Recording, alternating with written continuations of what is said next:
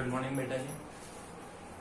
आज हम लोग जो है सरफेस केमिस्ट्री का सेकंड लेक्चर पढ़ रहे हैं। ठीक है, हम लोगों ने कॉलॉइड से शुरू किया था। अभी कॉलॉइड्स की क्लासिफिकेशन में एक क्लासिफिकेशन और बचा है कि on the basis of nature of disperse phase and dispersion medium. ठीक है, जैसे मल्टी मॉलिक्यूलर, मैक्रोमॉलिक्यूलर, एसोसिएटेड कॉलॉइड्स आते हैं, वो हम लोग बाद में पढ़ेंगे। ठीक है, कुछ बच्चों का टेस्ट है तो इसलिए हम लोग पहले प्रॉपर्टीज ऑफ कॉलॉइडल सॉल्यूशंस पढ़ रहे हैं। और प्रॉपर्टीज ऑफ कॉलॉइडल सॉल्यूशंस में शुरू करें सबसे पहले फिजिकल प्रॉपर्टीज। ठीक है, तो फिजिकल प्रॉपर्टीज के लिए हम लोग बात करें तो सबसे पहली जो फिजिकल प्रॉपर्टी आती है वो आती है क्या? Heterogeneous nature. Heterogeneous nature. ठीक है, फिर दोबारा से मैं आपको याद दिला दूं कि आपको सिर्फ वीडियो में समझने का काम करना है। आपको जो भी लिखना है वो सब कुछ आपको पीडीएफ मिल जाती है नीचे डिस्क्रिप्शन में वीडियो के। तो आप लोग इस वीडियो में सिर्फ और सिर्फ समझने का काम करें। जितना ज्यादा समझेंगे उतना ज्यादा अच्छा रहेगा। सिर्फ समझने का काम करें, कोई दिक्कत आए तो आप लोग पूछ लीजिए। ठीक है, तो हम लोग सबसे पहले बात कर रहे हैं प्रॉपर्टीज ऑफ कोलाइडल सॉल्यूशन में फिजिकल प्रॉपर्टीज की। और फिजिकल प्रॉपर्टीज में सबसे पहली प्रॉपर्टी जो हम लोग पढ़ रहे हैं दैट इज क्या? Heterogeneous nature. ठीक है, हम लोग क्या बोलते हैं कि कोलाइडल पार्टिकल्स जो हैं उनका साइज काफी छोटा होता है। कोलाइडल पार्टिकल का साइज काफी छोटा होता है। ठीक है, साइज काफी छोटा होता है तो मतलब मैं उन्हें नेक्ड आई से नहीं देख सकता। ठीक, मैंने क्या बोला कि कोलाइडल पार्टिकल्स का साइज काफी छोटा होने के कारण वो मेरे को होमोजीनियस से लगते हैं। ठीक है, क्यों?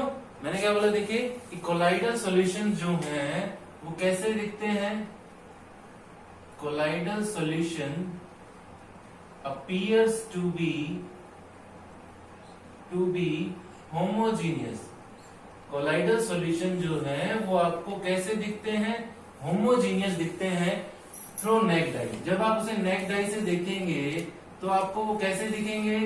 होमोजीनियस दिखेंगे। ठीक है, लेकिन होते कैसे हैं? होते कैसे हैं? हेट्रोजीनियस। नेक्ड आई से देखने पर होमोजीनियस क्यों दिखे? Due to small size of colloidal particles. कि कोलाइडल पार्टिकल का साइज छोटा होने के कारण जब आप उसे नेक्ड आई से देखते हैं तो वो आपको कैसे दिखते हैं बेटा? आपको होमोजीनियस दिखते हैं। ठीक है, लेकिन वो है कैसे? हेट्रोजीनियस। और हेट्रोजीनियस कैरेक्टर को देखने के लिए हम लोगों को अल्ट्रा माइक्रोस्कोप का यूज करना पड़ेगा। जब आप उसे अल्ट्रा माइक्रोस्कोप का यूज करेंगे तो आपको कोलाइडल सॉल्यूशन के दोनों कंपोनेंट दिख जाएंगे। दो कंपोनेंट बताए थे लास्ट वीडियो में हमने कोलाइडल सॉल्यूशन के, कौन कौन से? That is disperse phase and dispersion medium. तो हम लोग बोले कि हेट्रोजीनियस कैरेक्टर जो है, द हेट्रोजीनियस कैरेक्टर या हेट्रोजीनियस नेचर। हेट्रोजीनियस नेचर मतलब कौन कौन सा? कौन कौन से कंपोनेंट? डिस्पर्स फेस एंड क्या? Dispersion medium. ठीक है, कि हेट्रोजीनियस नेचर जो है कोलाइडल सॉल्यूशन का वो हम लोग ऑब्जर्व कर सकते हैं। Can be confirmed by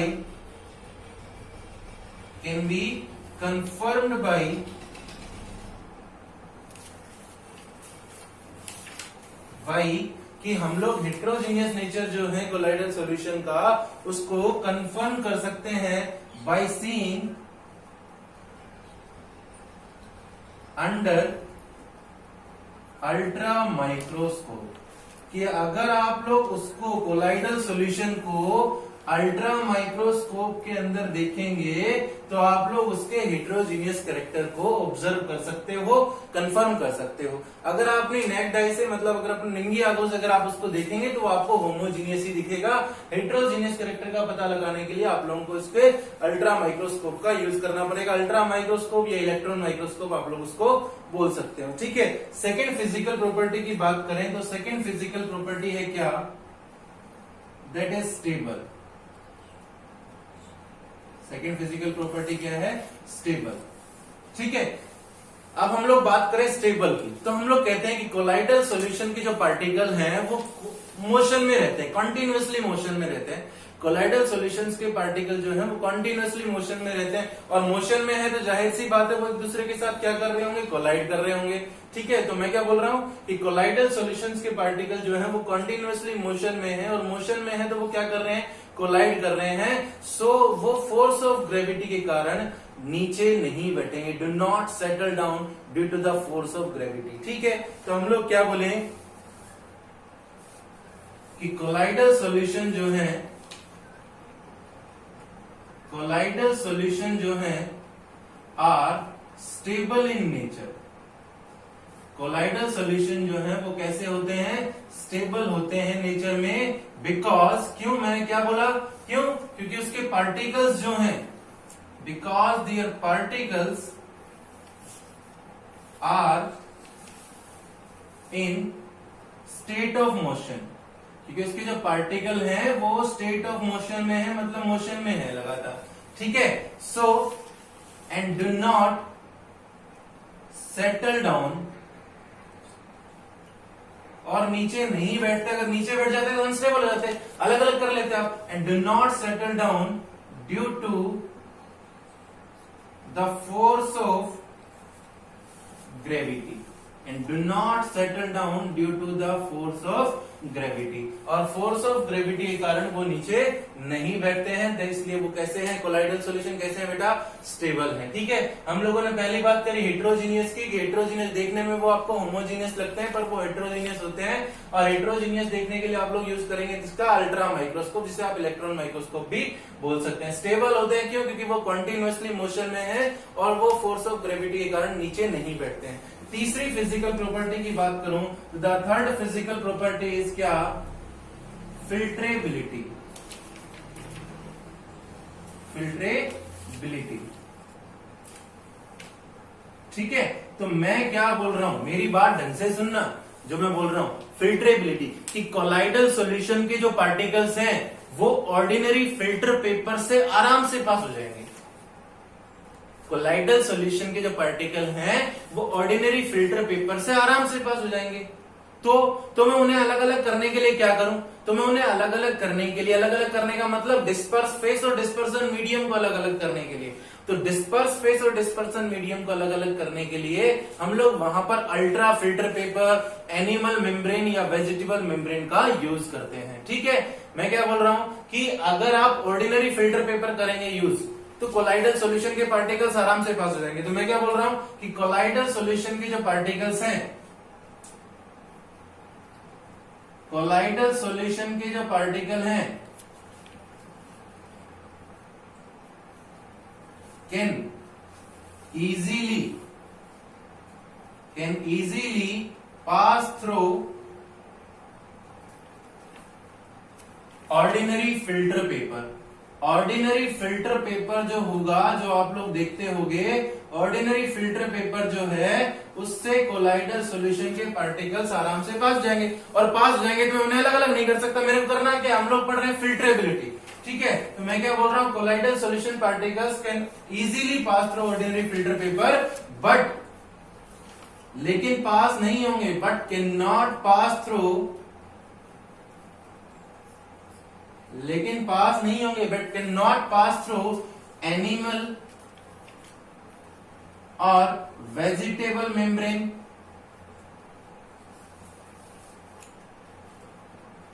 animal and vegetable membrane, या फिर क्या, अल्ट्रा फिल्टर पेपर।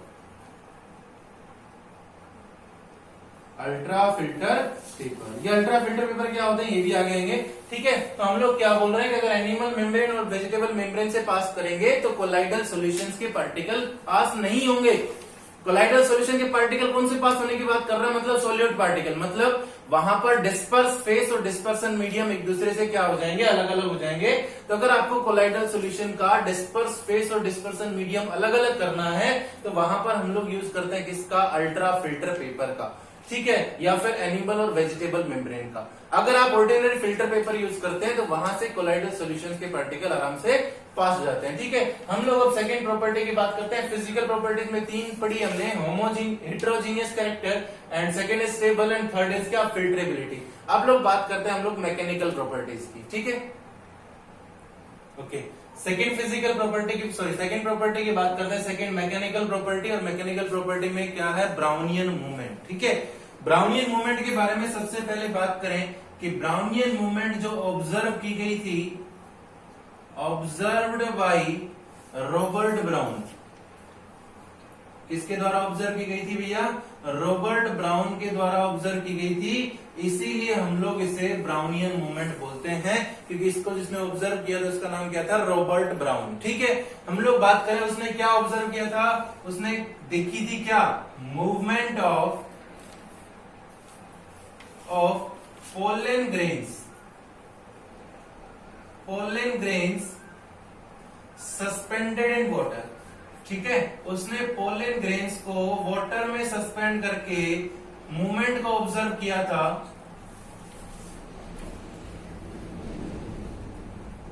और उस मूवमेंट को उसने नाम दिया था क्या? Brownian movement. ठीक है, हम लोग बात करें कि ब्राउनियन मूवमेंट जो है वो ऑब्जर्व की गई थी किसके द्वारा? रॉबर्ट ब्राउन के द्वारा। और उसने क्या किया था? मूवमेंट ऑब्जर्व की थी किसकी? पोलन ग्रेन्स की।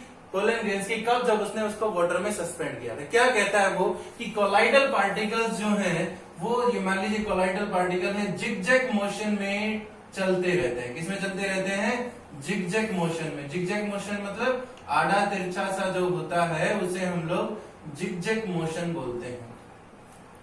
ठीक है, ये मोशन कैसा हो गया? Zigzag motion. Zigzag motion. ठीक, ब्राउन ने क्या कहा कि ये जिगजैग मोशन जो होता है कोलाइडल पार्टिकल्स का, इसे हम लोग ब्राउनियन मूवमेंट कहते हैं। क्या बोला? कि the continuous zigzag motion, continuous zigzag motion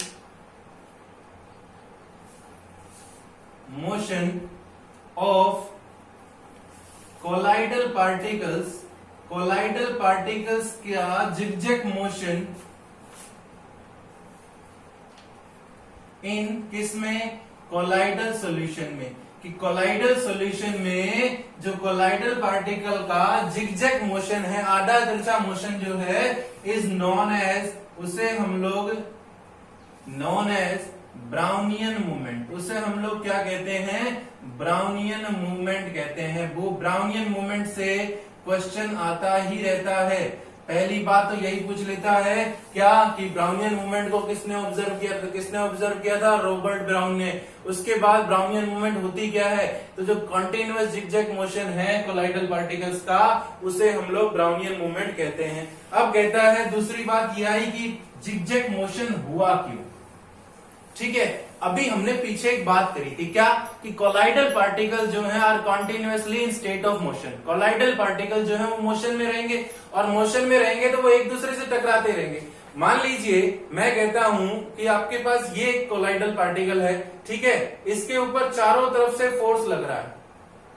इस कोलाइडल पार्टिकल पर चारों तरफ से फोर्स लग रहा है, तो जिस साइड से फोर्स ज्यादा लगेगा वो उसी साइड मूव कर लेगा। मान लीजिए ऊपर से फोर्स लग रहा है तो नीचे की तरफ मूव करने लग जाएगा, नीचे से फोर्स लगा तो ऊपर तरफ मूव करने लग जाएगा।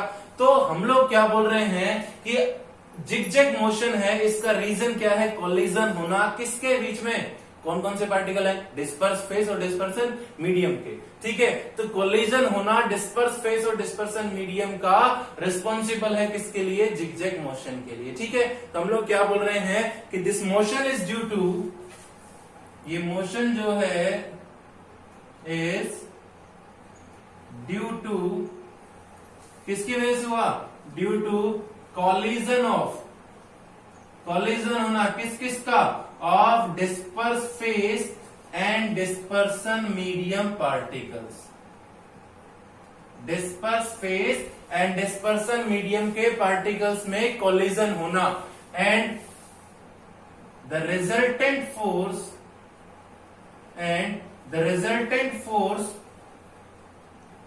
cause them to move, और जो रिजल्टेंट फोर्स होगा वो उसे मूव कराने के लिए रिस्पॉन्सिबल होगा। ठीक है, हम लोग क्या बोल रहे हैं? अभी बोल रहे हैं कि कोलाइडल पार्टिकल जो है वो मोशन में होते हैं। ठीक है जी, और मोशन में होते हैं तो वहां पर कोलिजन होगा किस किस में? डिस्पर्स फेस और डिस्पर्सन मीडियम के पार्टिकल्स में। जब डिस्पर्स फेस और डिस्पर्सन मीडियम के पार्टिकल्स के बीच में कोलिजन हुआ तो जिस साइड से फोर्स ज्यादा लग रहा होगा उसी साइड वो पार्टिकल क्या करने लग जाएगा? मूव करने लग जाएगा। तो वो जिगजैग मोशन के लिए क्या हो गया? रिस्पॉन्सिबल हो गया। उसके बाद हम लोग बोलते हैं क्या? एक बार तो हम लोग क्या बोलते हैं? अगला पॉइंट क्या है कि Brownian movement movement is greater in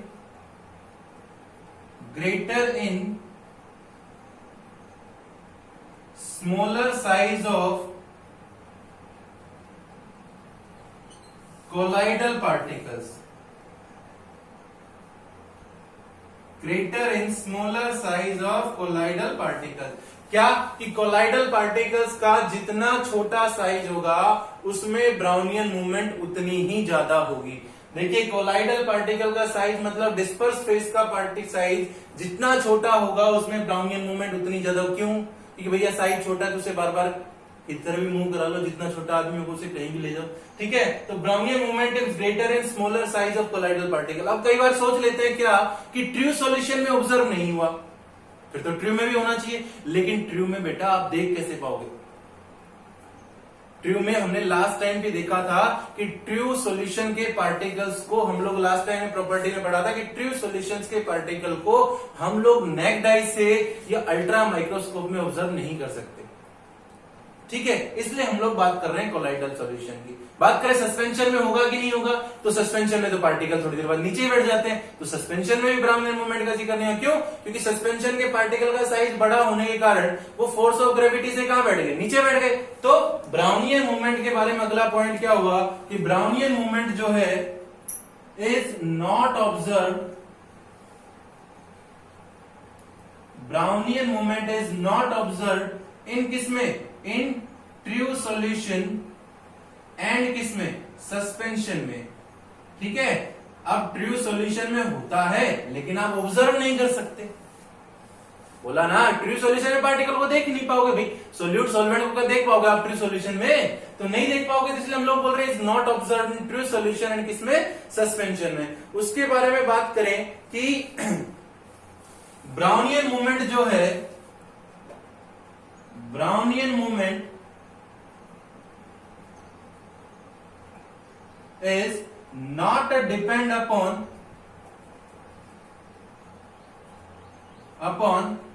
किस पे? Brownian movement is not depend upon size of nature of colloidal particle. Colloidal particle के नेचर पे डिपेंड नहीं करेगा, बट डिपेंड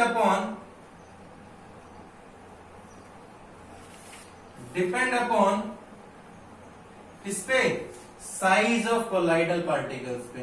कि साइज ऑफ कोलाइडल पार्टिकल्स पे डिपेंड करेगा लेकिन नेचर ऑफ कोलाइडल पार्टिकल पर डिपेंड नहीं करेगा। कि ब्राउनियन मूवमेंट जो है वो size, nature of colloidal particle पर डिपेंड नहीं करेगा कि कोलाइडल पार्टिकल का नेचर कैसा है, सिर्फ किस पे डिपेंड करेगा? उसके साइज पर। क्यों?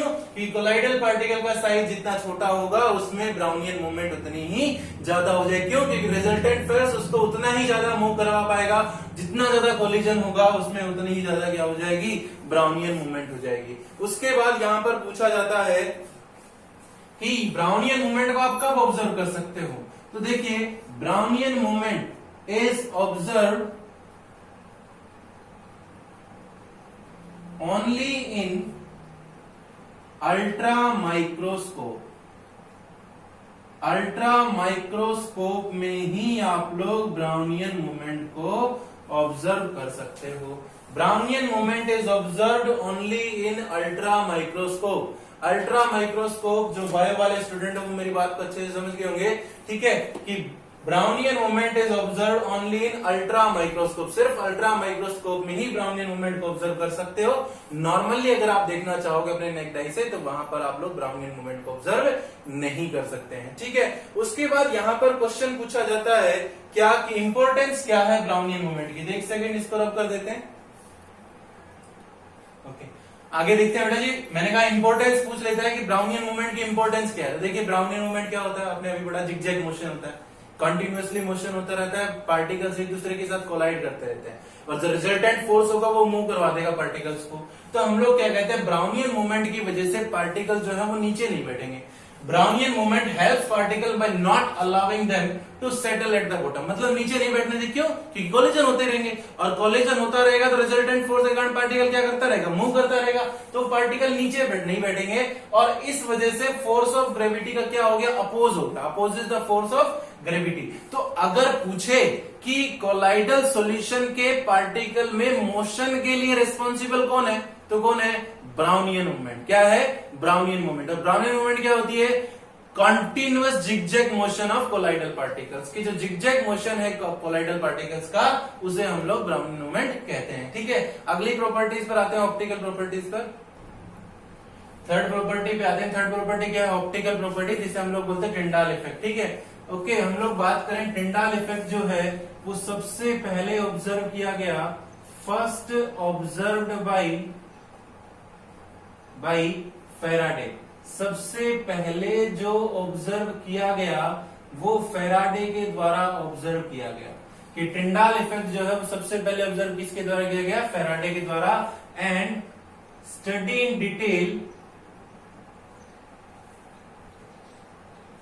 Detail later by Tyndall. ठीक है, और बाद में जो है इसकी स्टडी डिटेल में किसने करी? टिंडाल ने करी। So it is known as Tyndall effect, इसलिए हम लोग इसे टिंडाल इफेक्ट कहते हैं। ठीक है, हम लोग क्या बोले कि भैया टिंडाल इफेक्ट जो है वो सबसे पहले ऑब्जर्व तो फैराडे ने किया था, लेकिन क्या कह रहा है, उसकी डिटेल स्टडी जो करी थी वो किसने करी थी? टिंडाल ने करी थी बाद में, इसलिए उसी के नाम पे इस इफेक्ट को बोला गया, दैट इज नोन एज क्या? Tyndall effect. टिंडाल इफेक्ट में क्या कहता है कि अगर हम लोग लाइट को पास करते हैं किसी कोलाइडल सॉल्यूशन से, when light is passed through a colloidal solution then path of light becomes visible। क्या बोल रहा हूं मैं लिखूंगा नहीं, यहां पे मैं बोल रहा हूं कि जब लाइट को पास करते हैं हम लोग किसी कोलाइडल सॉल्यूशन से, तो उसका पाथ जो है वो विजिबल हो जाता है। अभी बताएंगे उस चीज के बारे में। तो मैं क्या बोल रहा हूं, जैसे ये आपके पास कोई सोर्स ऑफ लाइट है, ठीक है, ओके, आपने इसको पास, एक सेकेंड, ये आपके पास कोई सोर्स ऑफ लाइट है,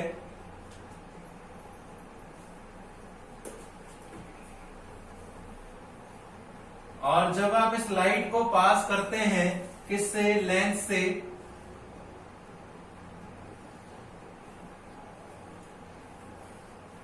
ठीक है, और लेंस से पास करने के बाद मान लीजिए मैं दोनों ही लिख देता हूं कि इसको ट्रू सॉल्यूशन से पास कर रहा हूं। किससे पास कर रहा हूं? ट्रू सॉल्यूशन से। और किससे पास कर रहा हूं? कोलाइडल सॉल्यूशन से। ठीक है, यहां पर इस कंटेनर में जो हमने लिया है वो कैसा सॉल्यूशन है? ट्रू सॉल्यूशन है। और यहां पर जो लिया है दैट इज क्या? कोलाइडल सॉल्यूशन है।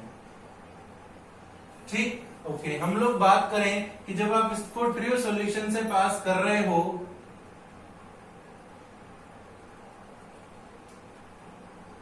तो पार्टिकल्स तो भैया ट्रू सॉल्यूशन में भी होते हैं।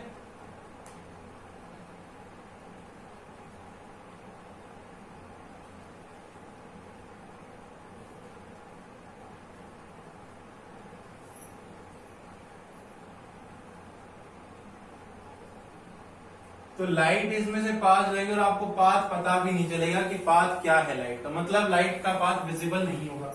लेकिन जब इसी लाइट को अगर हम लोग किससे पास कर रहे हैं? कोलाइडल सॉल्यूशन से पास कर रहे हैं।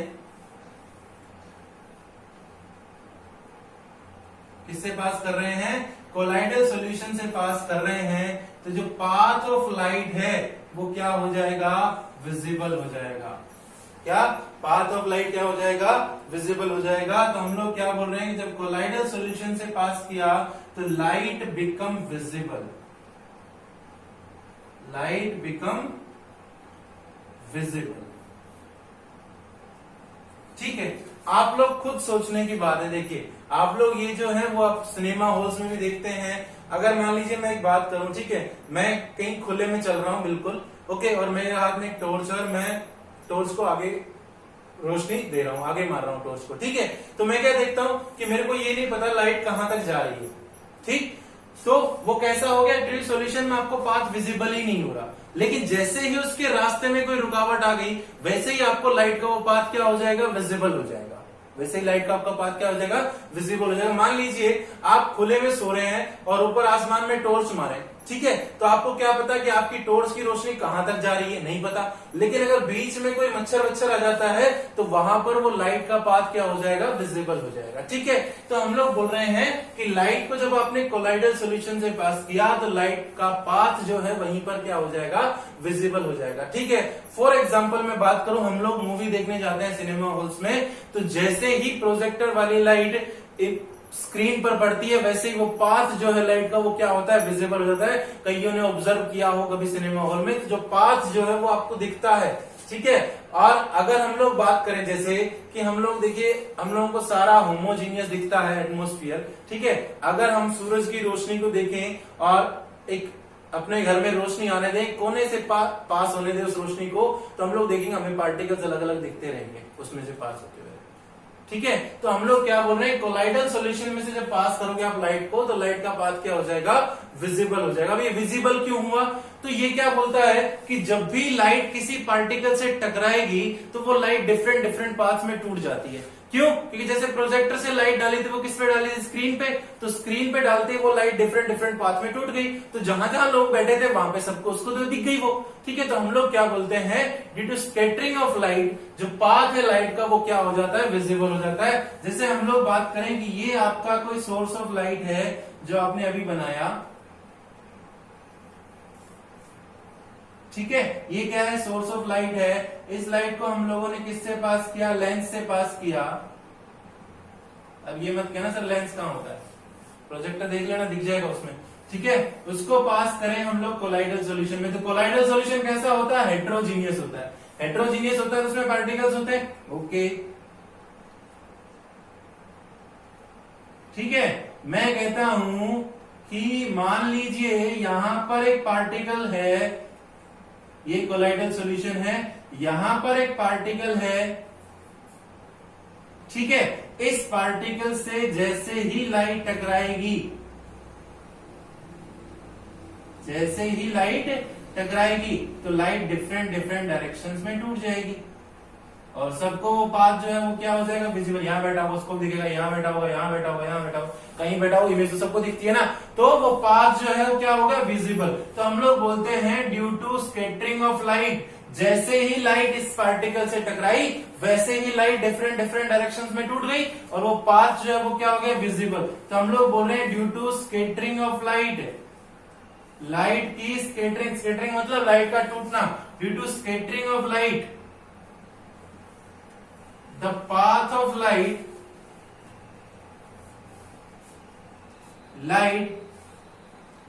becomes क्या, विजिबल। अब देखिए ये आपको ये पाथ कैसा दिख रहा है, तो अगर आपने कोन खाया हो, आइसक्रीम वाला कोन खाया हो, देखिए आपको कौन सा दिख रहा होगा, ठीक है। इसे हम लोग बोलते हैं क्या, टिंडाल कोन। इस पाथ को क्या बोलते हैं, टिंडाल कोन। कई बार पेपर में पूछ लेता है कि what do you mean by Tyndall cone, तो जो इल्यूमिनेटेड पाथ होता है लाइट का इज नोन एज क्या, टिंडाल कोन, ठीक है। तो हम लोग क्या बोले, the illuminated path of light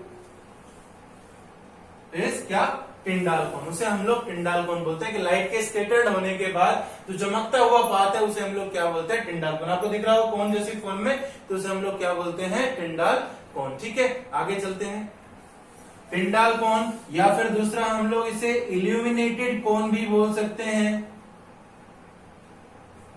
ठीक है, या फिर हम लोग इसे कोलाइडल कोन भी बोल सकते हैं, ओके। अब रब कर लेता हूं एक बार, फिर आगे करते हैं, ठीक है, ओके। अब टिंडाल इफेक्ट के बारे में आगे क्या है, ये इफेक्ट क्या बताएगा, हेटेरोजीनियस कैरेक्टर को। मैंने क्या कहा कि जैसे ही कोलाइडल पार्टिकल के डिस्पर्स फेज के पार्टिकल से लाइट टकराएगी वो पाथ क्या हो जाएगा, विजिबल। अब डिस्पर्स फेज के पार्टिकल से टकरा रही मतलब वो क्या बता देगी, हेटेरोजीनियस। आप लोगों ने देखा होगा पिक्चर हॉल में, जैसे ही प्रोजेक्शन जो है, प्रोजेक्टर वाली लाइट्स स्क्रीन से टकराती है वैसे वो पाथ विजिबल हो गया, तो पाथ में जो भी डस्ट पार्टिकल्स हैं वो सारे आपको दिखते हैं। तो ये क्या इफेक्ट क्या करता है, कन्फर्म द हेटेरोजीनियस नेचर। मैंने ये भी कहा कि सूरज की लाइट आ रही है भाई, आप लोग देख रहे हैं, तो आप लोग देख रहे हैं जब वो किसी कोने में से मतलब एक पास हो रही हो, एक छेद में से अगर वो लाइट पास हो रही हो, तब आपको उसका हेटेरोजीनियस कैरेक्टर जो है वो दिख जाएगा नेचर का। ठीक है, उसके बाद बात करें अल्ट्रा माइक्रोस्कोप जो है गिवन बाय जिगमंडी, ये बहुत इंपॉर्टेंट है कि अल्ट्रा माइक्रोस्कोप किसने दिया था, किसने दिया था, जिगमंडी ने दिया था। वो इसी इफेक्ट पे बेस है, किसके इफेक्ट पे बेस है, टिंडाल इफेक्ट पे।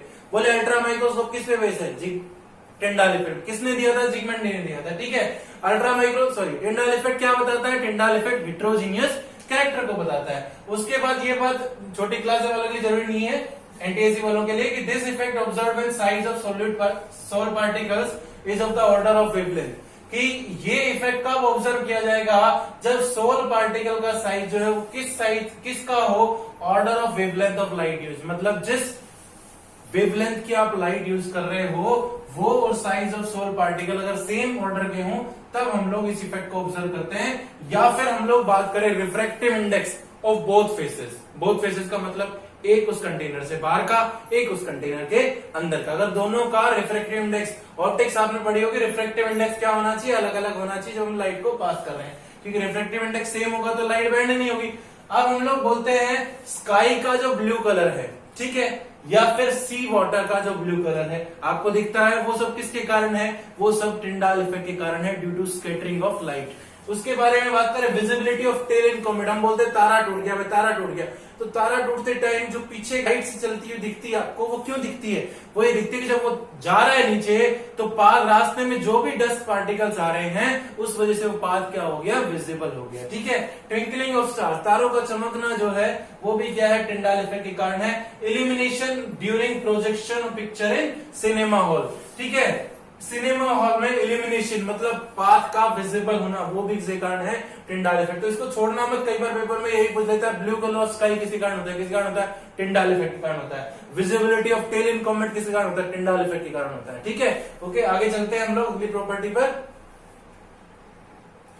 अब उसके बाद प्रॉपर्टी नंबर 4 पर आते हैं बेटा। प्रॉपर्टी नंबर 4 है कॉलिगेटिव प्रॉपर्टीज। ठीक है, अब आप लोगों को तो पता होगा कॉलिगेटिव प्रॉपर्टीज क्या होती है, तो क्या होती है कॉलिगेटिव प्रॉपर्टीज, कॉलिगेटिव प्रॉपर्टीज होती हैं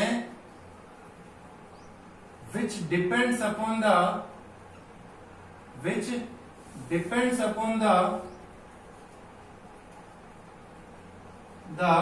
number of solute particles, जो किस पे डिपेंड करेगी, नंबर ऑफ सोल्यूट पार्टिकल्स पे डिपेंड करेगी, and does not depend upon the किस पे, नेचर ऑफ सोल्यूट पार्टिकल्स।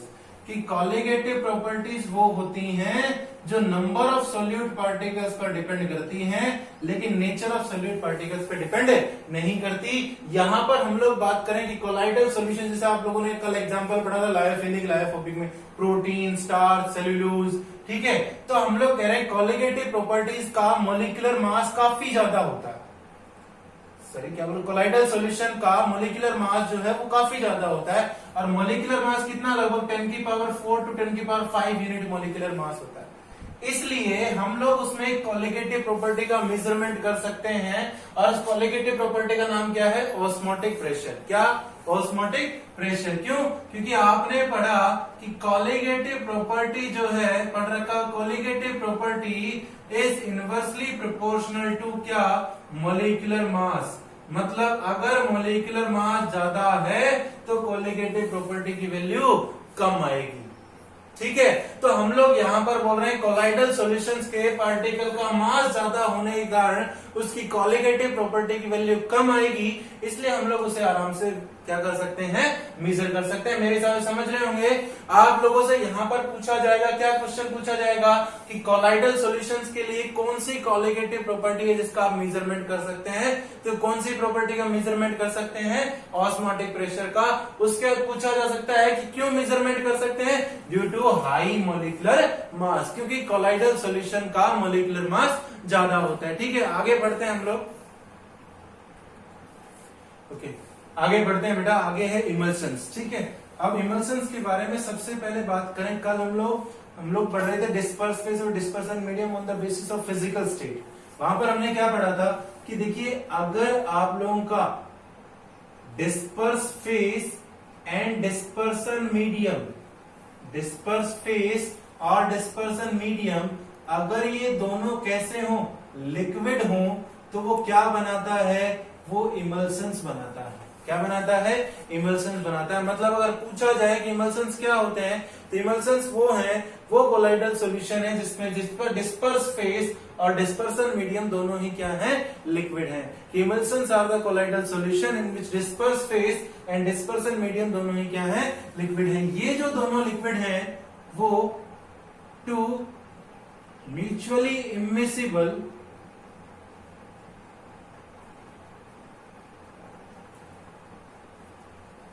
और partially immiscible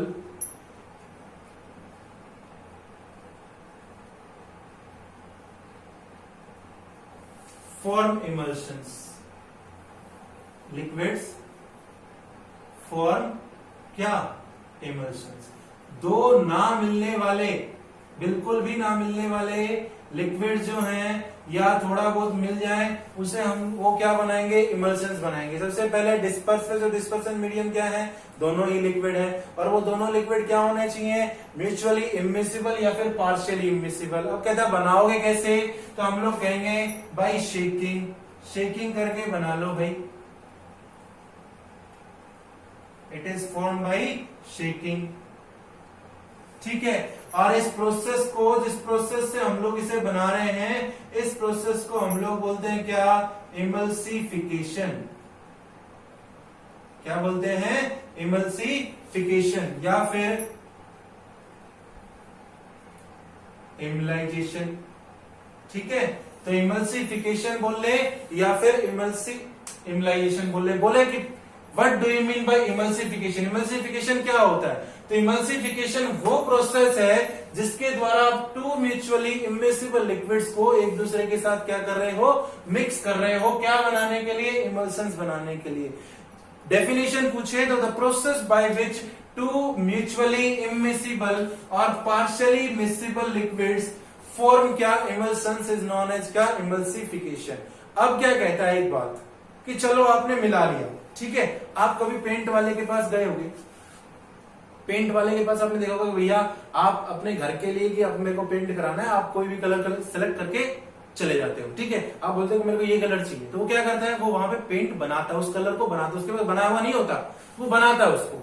आप देखते हो मशीन में कि वो उसको बनाता है मशीन में। ठीक है, उसके बाद क्या करते हो, अगर आप उसको थोड़ी देर रख देते हो घर पे आने के बाद, ठीक है, अगर आपने उसको रख दिया, जब भी वो पेंट करने वाला आएगा उसको अच्छी तरह से मिलाएगा, अगर नहीं मिलाएगा तो आप देखते हो कि लेयर अलग अलग बन गई, थोड़ी देर बाद वो अलग अलग हो गए, थोड़ी देर बाद वो क्या हो गए, अलग अलग हो गए हैं। तो ये जो इमिसिबल लिक्विड्स हैं ये क्या हो जाते हैं, अलग अलग हो जाते हैं।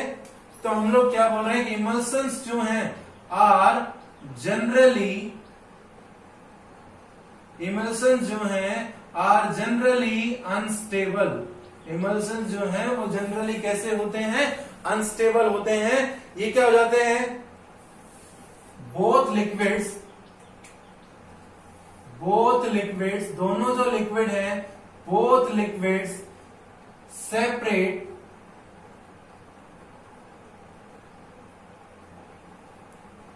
On standing sometime. मतलब अगर आप उसे कुछ देर के लिए रख देते हो तो वो दोनों लिक्विड क्या हो जाते हैं, अलग अलग हो जाते हैं। Emulsions are generally unstable, both liquid separate on standing sometime. थोड़ी देर बाद वो दोनों है क्या हो जाएंगे, अलग अलग हो जाएंगे। तो क्या करते हैं, तो कहता है उन लोगों को स्टेबल बनाने के लिए, किसको स्टेबल बनाने के लिए, इमल्शन को स्टेबल बनाने के लिए। तो हम लोग बोल रहे हैं क्या कि to stabilise the emulsion, stabilise the emulsion, emulsion को स्टेबल बनाने के लिए, to stabilise the emulsion a third substance is added. एक तीसरा सब्सटेंस जो है वो ऐड किया जाता है। To stabilise the emulsion a third substance is added, एक तीसरा सब्सटेंस ऐड किया जाता है, उसे हम लोग बोलते हैं क्या, इमल्सिफायर। क्या बोलते हैं, इमल्सिफायर या फिर इमल्सिफाइंग एजेंट।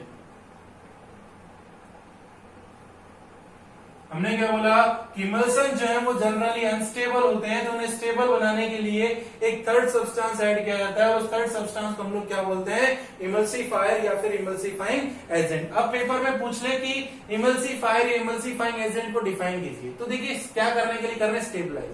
तो हम लोग बोल रहे हैं कि वो सब्सटेंस जो ऐड किया जाए, किस में ऐड किया जाए, इमल्शंस में। किस लिए, स्टेबल करने के लिए। The substance which are added to emulsions या the substance which are added to stabilise the emulsion, वो सब्सटेंस जो इमल्शंस को स्टेबल करने के लिए ऐड किया जाता है उसे हम लोग क्या बोलते हैं, इमल्सिफायर या इमल्सिफाइंग एजेंट। अब कहता है उसके बाद बात आती है टाइप्स ऑफ इमल्शन। तो इमल्शंस जो है वो दो टाइप के होते हैं। कौन कौन से, एक होता है ऑयल इन वाटर, एक क्या होता है, ऑयल इन वाटर, ठीक है। और दूसरा क्या होता है, वाटर इन ऑयल।